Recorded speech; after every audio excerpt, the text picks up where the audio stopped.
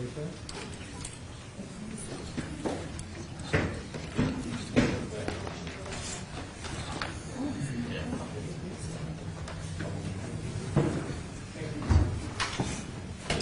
So we are on the oral record in 3 cases, all of them set for sentencing. In 669-261, there are 3 defendants: Jada Height, Jermaine Hagwood, and Tamara McLoyd. That case involves a series of aggravated robberies committed in essentially November and December 2021. I may refer to that by shorthand as the aggravated robbery, the joint aggravated robbery case. We're also here on 669-473. That case involves the Christmas 2021 aggravated robbery of Rafael Hernandez.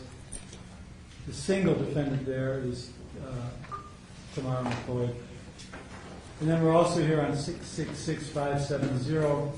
That case involves the New Year's Eve 2021 aggravated murder of Shane Bartek. The sole defendant there is Tamara McLoyd. So I may refer to Mr. Hernandez's case as the Christmas case, or worse to that effect, and I may refer to Mr. Bartek's case as either Mr. Bartek's case or the New Year's case, worse to that effect. And from time to time, I may use the number itself for clarity. What I would like to do is this. First of all, each defendant will be separately sentenced. The evidence against them, the statements that may be made by witnesses today for and against them, etc., will all be considered separately and they will be sentenced separately. However, some of what will be done with all 3 of them individually is going to be redundant, and I would like to do that all at once.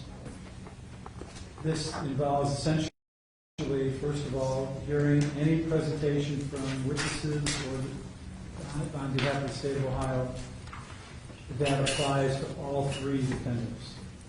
So, for example, one of the series of aggravated robberies was at a place called Happy's Pizza. There were 3 victims. If any of those victims wish to speak today, they should do so with all 3 defendants present, and so on. Once the state of Ohio has presented information that is jointly applicable to all 3 defendants in greater or lesser degrees, then we will take a break and come back for a single sentencing of Jada Height alone. During Ms. Height's sentencing, to save resources, I will not ask Mr. Hagwood and Ms. McLoyd to be here. Obviously, their counsel are welcome to be present during that, although we might be offered an opportunity to speak during that portion.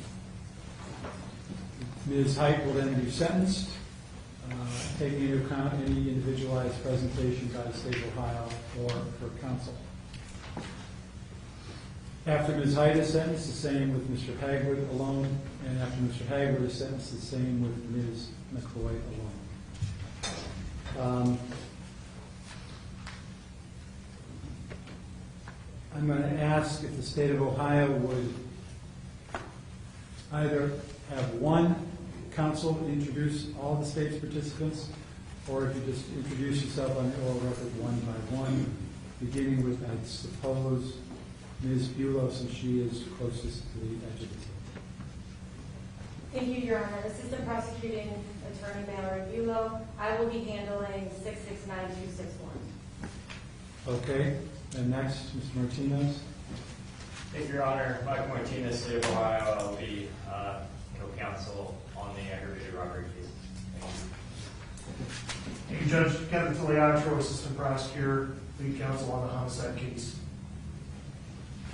Good afternoon, Your Honor. Andrew Rogalski, Assistant Prosecuting Attorney, assisting Mr. Filiatro on the homicide and state robbery case. And your representative, Mr. Filiatro.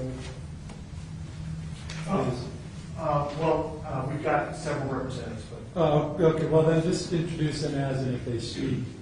I guess that would be the easiest way. that would be best. Thank you. I note that Gary Levine and Ms. Height are present. Yes. I note that Laura Jones and Michael Heffernan are present with Mr. Hagwood. And I note that Counsel Jay Schlackett is present with Ms. McLoyd. Ms. McLoyd is also represented by Kevin Capperkey. I understand he may be in a change of plea hearing on a serious case a couple floors above right now. So he is running late. But I have every confidence in Mr. Schlackett, correct me if I'm wrong, that during what I would call the joint presentation, if any, by the way, I mean, I'm assuming the prosecutor is going to take advantage of that, but during the joint presentation, your presence will be sufficient, and by the time we have an individual sentence of Ms. McLoyd, I have every reason to think Mr. Capperkey will be. That's fine. And then there's some fair number of supporters for various parties. Let me ask the state of Ohio, as best as possible, are the people that you wanted to be present, were they able to find a seat in the courtroom? Judge, if I could. Or on the 12th floor? Right, so there are several folks here on behalf of victims, witnesses, et cetera, in all of these cases. What we propose to do is, in fact, for instance, there are several members here of the Bartek family. They're not in the courtroom at the moment. They will come in when it's that time. So I think that's how we decided to handle that. Okay.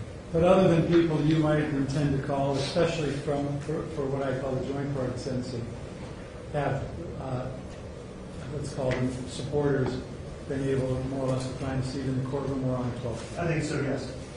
And the same question for you, Mr. Levine, for Ms. Height. Your Honor, there are several family members who are here, but they secure seated here. We understand why two of them are in here. Do you expect they will be witnesses or they're present for most? Both. Two of them are here to give testimony, and there's family for support.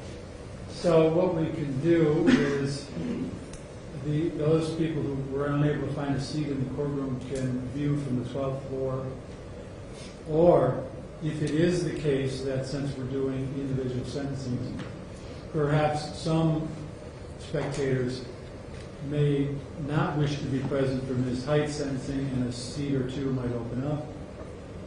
Just sort of keep an eye on that. But if there, I will say this, I'm not sure there is a right of a spectator, particular spectator, to be present, but I think it's best to accommodate those who took the trouble to be spectators.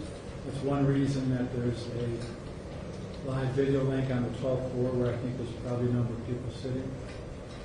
But if there is some important person or people, and this applies to all defendants, that you want to be present in the courtroom for the actual sentencing, we'll probably be able to accommodate that with a little cooperation among those present. But having said that, I think it is probably first come, first served.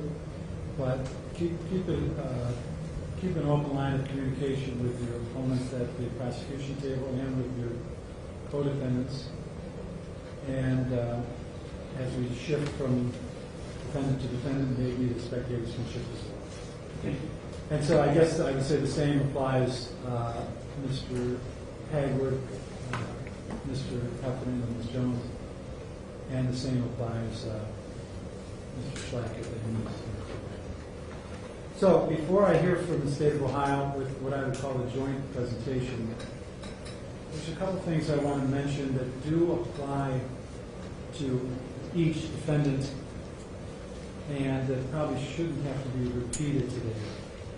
So, Ms. Height, Mr. Hagwood, and Ms. McLoyd, all of you are being sentenced to prison today. There is mandatory prison for each of you to a greater or lesser degree. The real question really is, what is going to be the length of the prison terms? But all of you are also being sentenced for felonies of the first degree. So, first of all, each of you are advised that in imposing sentences today, I have taken into account the sentencing laws of Chapter 29 and 29 of the Ohio Revised Code, in particular 29, 29, 11, 12, 13, and 14. Additionally, except for Ms. McLoyd on the aggravated murder charge, if and when you get out of prison, you will have to serve 5 years of post-release control, abbreviated as PRC. Mr. Hagwood, I understand you are on PRC. You know everything I'm about to say, but I am still required to give the advisement. So, upon your release from prison, you will have to be supervised by a parole officer for 5 years. During that time, you have to abide by whatever conditions he or she places on your conduct. If you fail in that regard, then the parole officer will have the authority to return you to prison without bringing you to court for a maximum of 1/2 of your original sentence. Also, during the period of post-release control, if you should fail to report to the parole officer as ordered, then the prosecutor may charge you with a separate felony under the criminal code known as escape, where you will face additional prison time if convicted. My final advisement to you about PRC is that if the time were to come when you are out of prison on this case or any one of these cases, Ms. McLoyd, and you're on PRC and then you committed a felony, when you're sentenced for such new felony, you can get an extra prison term as a punishment for violating PRC that is equal to the greater of 1 year or the number of years that you have remaining on post-release control. So that does apply to all of you. Additionally, all of you have a jail credit on your sentence, and I want to spell that out now so that if you believe you're not being given enough credit, we can decide that at this hearing. I will go in the same order. Ms. Height, by my calculation, you have 29 days of jail credit as follows. November 4 through 9, 2021. December 21 of last year, a single day. March 3rd through 17 of this year, 15 additional days.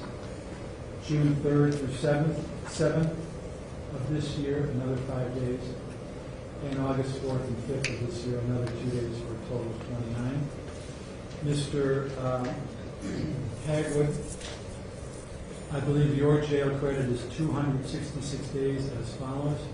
January 5 of this year through today.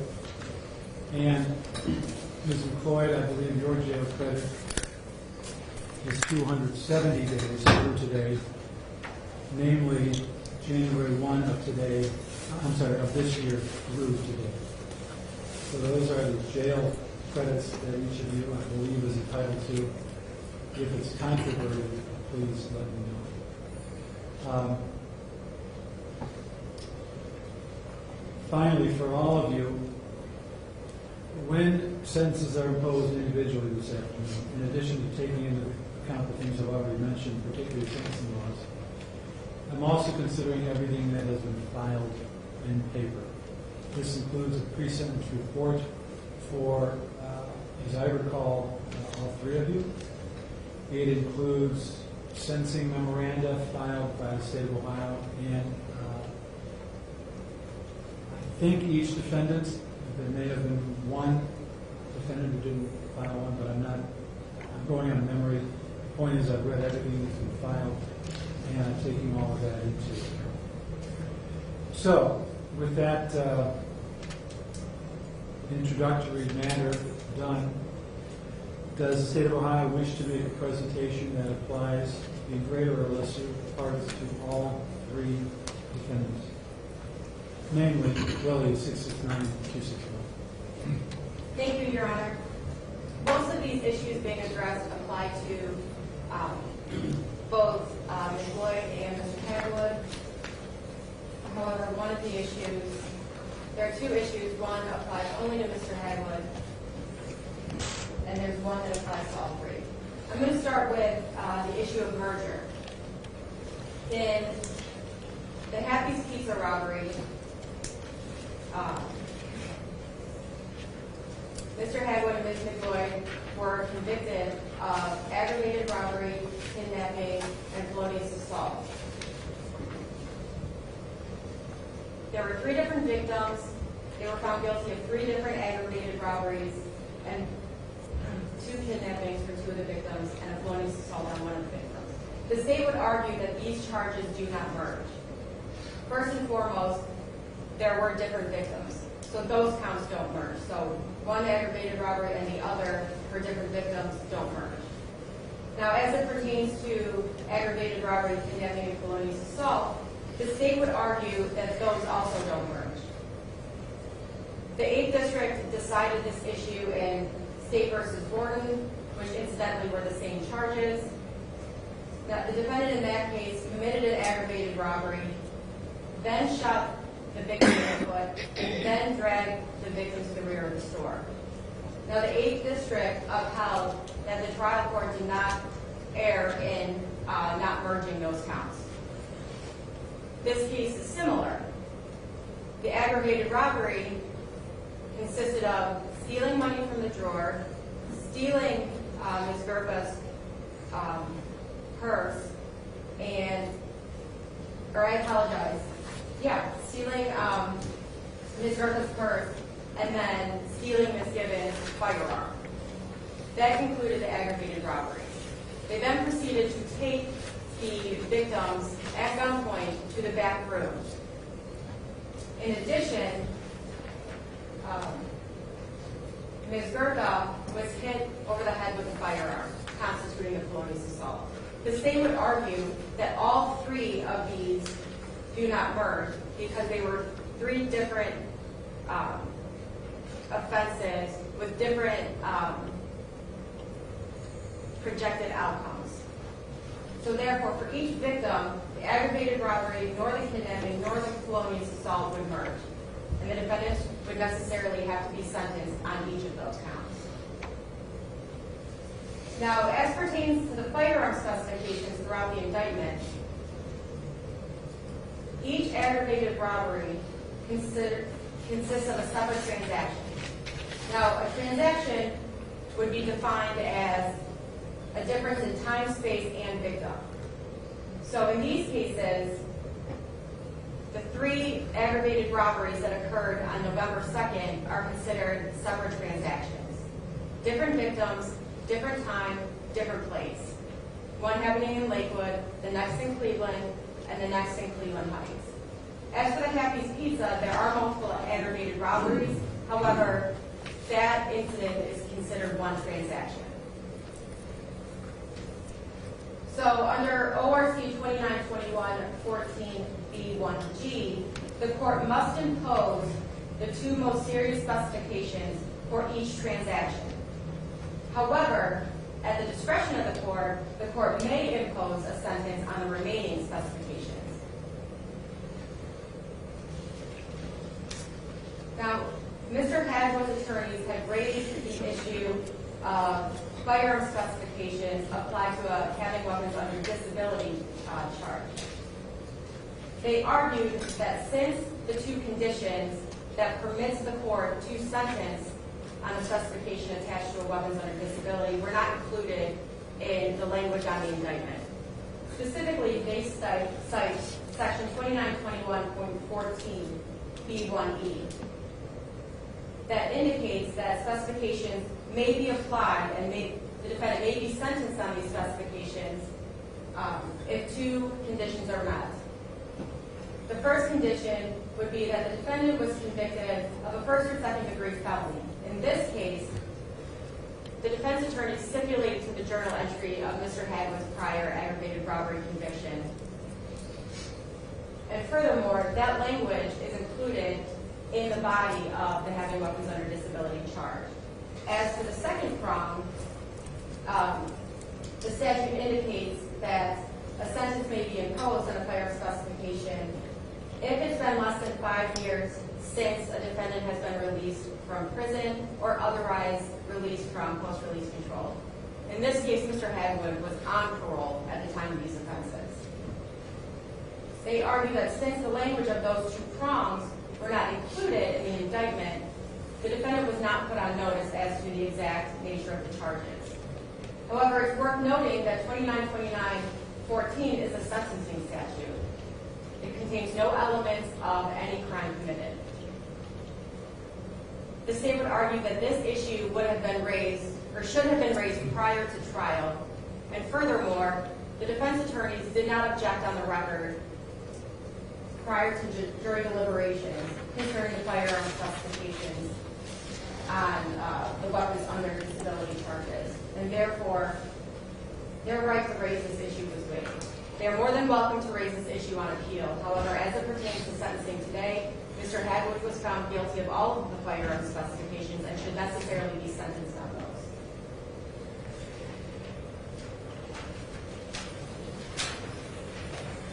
The state also argues under State v. Atkins that firearm specifications from different transactions must run consecutive. So for each of those different transactions, I believe there are 6. Any firearm specifications that apply to each of those transactions that would be imposed by the court, all of them must run consecutive.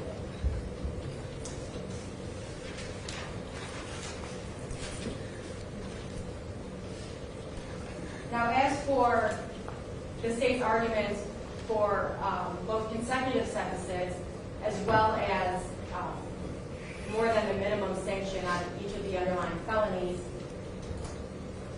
the state would cite 2929-11B, which indicates that the court must impose a sentence that does not demean the seriousness of the offense and the impact it had on victims, and furthermore, should be consistent with similar crimes. 2929-11A indicates that the court must consider the extent of the punishment or the imposed sentence by considering protection of the public from future crime by the offender, to punish the offender, but also at the same time impose the minimum sanctions possible to achieve this end. Now, as far as the seriousness of the crimes, the more serious the conduct would necessarily indicate that it would not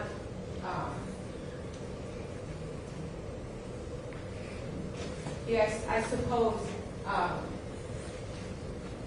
in line with other offenses of the same nature. Now, as far as consideration of a less serious offense, the court should consider whether or not the victims provoked the aggravated robberies. In this case, there was no provocation. The victims were not known to the defendants, and they were unelicited. Furthermore, the court needs to consider the likelihood of the defendants to reoffend. In this case, Mr. Hagwood went on a crime spree after having already served time in prison for the same crime. The state's not confident that a minimum sanction would adequately cover the necessity to protect the public from his likelihood to reoffend. The same goes in line with Ms. McLoyd. She again went on a continuous crime spree, and the fact that a firearm was used in all of these offenses indicate, or at least support, their propensity to reoffend. As to consecutive sentences, which the state would argue for, the court must consider whether the necessity to protect the public. Mr. Hagwood, again, was on PRC. There must be 2 or more offenses that represent a course of conduct. In this case, there were more than 2. I believe there were 6 different offenses. Ms. McLoyd was found guilty of 3 different transactions, Mr. Hagwood 6. And Ms. Height 3. I apologize. In this case, the court must consider all of these factors in imposing consecutive sentences. Thank you. Oh, I apologize. I have one victim in the courtroom who wishes to give a statement. I have another victim here, however, she is on the 12th floor and she does not wish to speak. Okay, so who wants to speak? This is Ms. Lindsay Sobchak. She was one of the victims in the aggravated robbery that Mr. Hagwood was convicted of. Arden Avenue. Yes. So I would say, Ms. Sobchak, and to the other participants, ordinarily when a witness addresses the court at sentencing, he or she would stand at the podium. But I remember having no problem hearing you during your testimony, so if you wish to speak from there, you're welcome to, but kindly stand and, of course, project yourself. Otherwise, the podium is fine, too. And somebody really probably shouldn't be in here if they need to be on their phone. I mean, you have a choice to make. Either speak on your phone or watch this, participate in the sentencing, but I'm not sure why it is you think you can do both. I mean, like these people, this is very important to them and, of course, to the victims. But I guess you have plans to make, so. Ms. Sobchak. Hi, my name is Lindsay Sobchak. It's Lindsay Sovchik. I'm not quite sure where to begin here. The crime happened to not only me, but also my daughter, who is only 5. She's 6 right now, only 5 at the time. Right outside of our home, right across the street from our home, 2 weeks before Christmas on a Saturday night. The only reason we were there is because she was very sick. She turned out to have hand, foot, and mouth, had a high fever.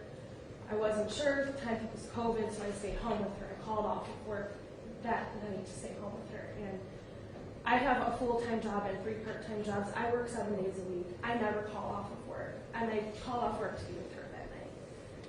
Her fever wouldn't quit, so I got her in the car, I drove her to CVS, got her more medicine, we drove back, we're trying to make best of the night, get out of the car and walk around the car. To let my daughter come out, she's happy, I'm happy. 2 people approach us, and we are happy welcoming people. We smiled at them, and I actually asked them to repeat themselves, just thinking they were asking me a question, because I'm kind, and I would not assume that was about to happen to us at all, ever. And also, if anyone needed anything, I would have given it to them. I would give anyone anything at all. And my daughter is a sweet, kind person as well. And they put a gun to my stomach, and there was a gun put to my daughter's head, which was a horrible thing to see, horrible thing to have to look at. My poor daughter with a gun to her head, and she's just a baby. And she was scared, but she's brave, and she's yelling at them things like, "Don't hurt my mom. That's my mom's purse. That's my mom, not yours." Just an innocent child. So afraid, and I'm scared as well, and I'm angry that it's happening to me, because at the time I was negative in my bank account. I had nothing. And they took my brand new cell phone that AT&T is insisting I pay $1,000 for to this day. And it was horrible. It was a horrible night. I had the cops come out. My daughter is so strong, thank God. She was pretty okay that night, but I was not. I had a really rough time for about 2-3 weeks. After that, I was paralyzed. I didn't see my family on Christmas. I didn't see my daughter on Christmas because I was so depressed. I was so severely depressed.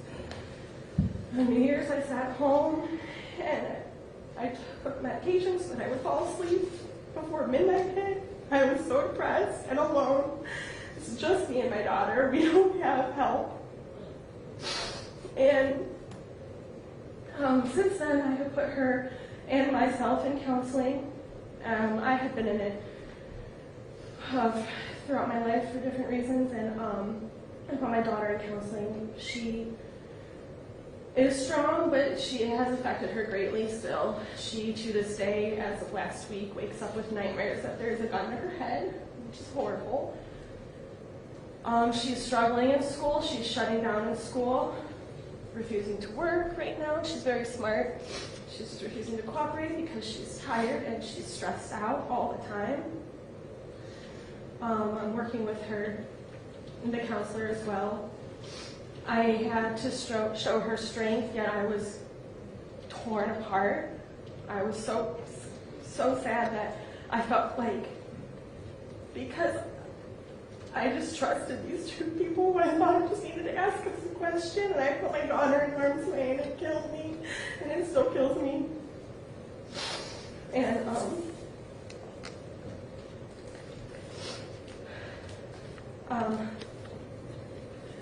we are doing well overall, but it will continue to be an issue, especially with my daughter. Like I said, we don't have anyone. She doesn't have a father. Has never met her. No child support, no family involvement. She has a small support system. It's not strong, but it's small. It's going to take a while.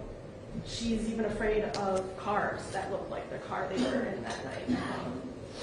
And if anyone walks up dressed in all black, she's afraid of these people, and it's terrible. You know, it robbed her sweet kindness from her. It took from me my openness, really.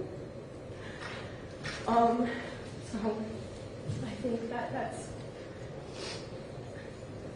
probably all I have to say right now. Just trying to keep it together, and I wanted to just really be a voice for myself and for my daughter. Before you sit down to this subject, Ms. Bulow, is there anything that you wanted to elicit from the witness that she hasn't covered yet? No, Your Honor. Do you have anything in the nature of a cross-exam Ms. Jones or Mr. Heffernan recognizing she wasn't under oath? Same question, Mr. Schleicher. No, thank you, Your Honor. And I'll offer to Mr. Levine as well. I don't think Ms. Height was convicted of this one, but That's correct. any questions for me? No. So, Ms. Sofchik, your being here is valuable, and I'll tell you why. Oftentimes in this courthouse, my colleagues and I, and the prosecuting attorneys and defense lawyers, have so much going on that sometimes we have hearings like this that are perfunctory. We don't hear from the people directly affected by the crimes.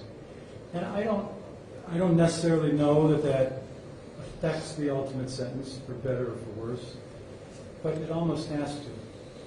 When we see and hear you, it makes plain the effect that this conduct of these people had, not just on you, but on anyone else they victimize in the same way. Obviously, people experience things a little differently, but you have articulated well, forcefully, and compellingly what happens to a person when another person commits an aggravated robbery by pointing a gun at them. And I imagine you have learned what happened about a month later. So that brings it all home. The other thing I will observe, I don't know if you have heard, but some other, they're actually young women like yourself, all of them I would say, except Ms. Lyons, she's a little older, who were victimized, including you. I found them to be articulate, strong people with, in your case, forceful personality. I know this has affected you in the ways that you've said, but I do see a real light there too, and I'm sure that light is going to shine brighter as the days go by. So I appreciate you being here. You're welcome to be seated. Ms. Bulow, any other, what I would refer to as joint witnesses? No other joint witnesses, but the state does have a few final thoughts. I forgot to mention earlier that as it pertains to Ms. Height's conviction for failure to comply, should the court impose a prison sentence, any other prison sentence on further felonies must run consecutive. Right. So I think then at this point we'll take a quick break. I will ask the sheriff to escort Ms. McLoyd and Mr. Hagwood into the holding cells for a moment, and we'll return for sentencing in the state of Ohio. So thank you all. It'll be about 5-10 minutes. All rise.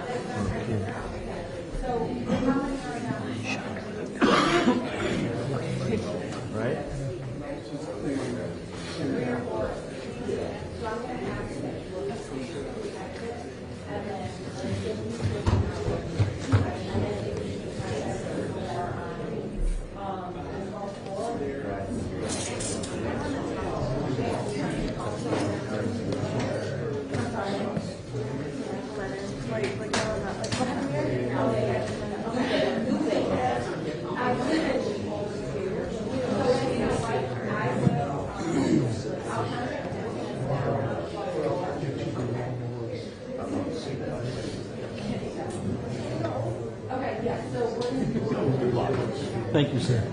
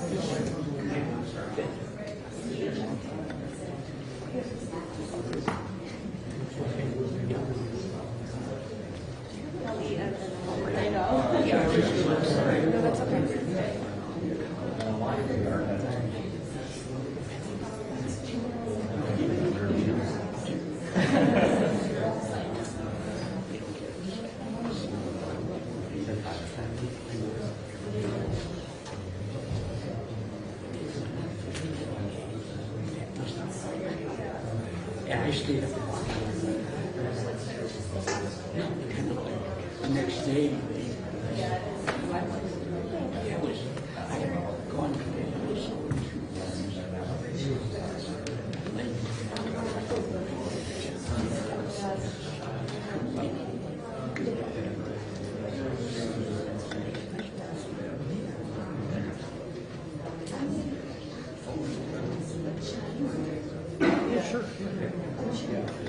Excuse me. I I represent the Heights. Her mother does not want to be there for whatever reason. I appreciate that. There's stuff going on, as you could understand. I appreciate it. I said, it usually does.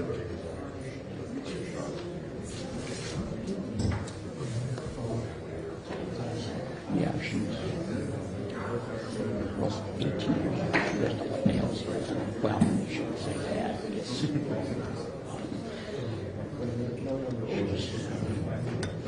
This whole thing is so tragic.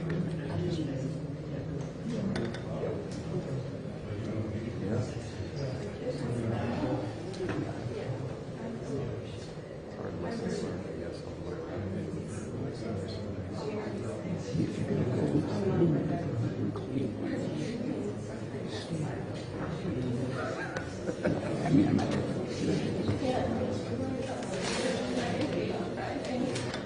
We hope everybody gets that.